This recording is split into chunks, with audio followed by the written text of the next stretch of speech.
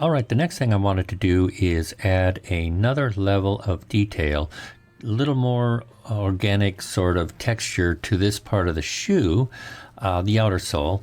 And what I kind of experimented with and settled on was an enhanced Modo texture, one of the skin textures called leather. Now, by just adding that with the default settings, it gives me a texture that I really don't like. So I had to play a lot with the settings to get something I really liked. So rather than sit there and have you watch me put in all the correct numeric values, I decided to make a preset for you. So I'm just going to go over and delete that, and I'm going to jump over to the assets that I provided for you, and under the materials directory you should see a twisted texture shoe sole material, and just drag and drop it right in the outer sole material.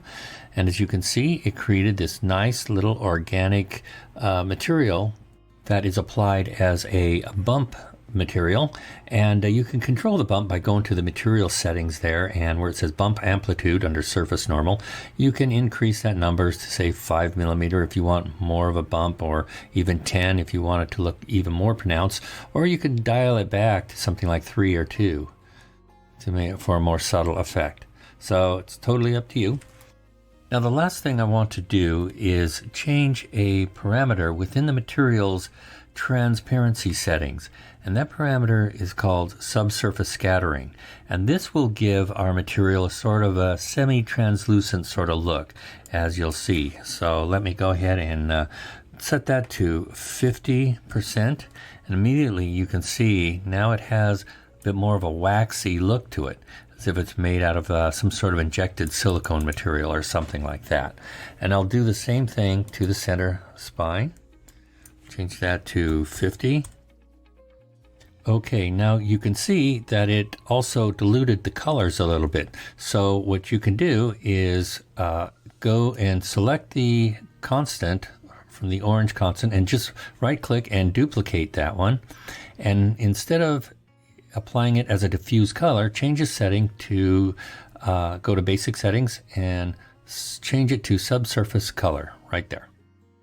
Now as you can see, it gives you a very intense saturation there, but you can dial back the opacity a little bit to get a balance between the saturation of the color and the subsurface scattering, or the translucency amount.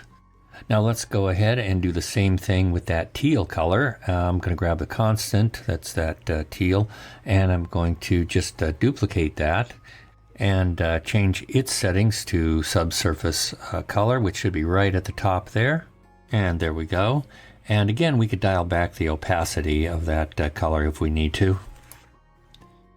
And to get the color in this area, the arch area of the sole, what we can do is simply go to the subsurface color we did on the spine and right click on that and go down to create an instance. So we'll create an instance of that and just drag it up right above the other instance right there, and that should do it.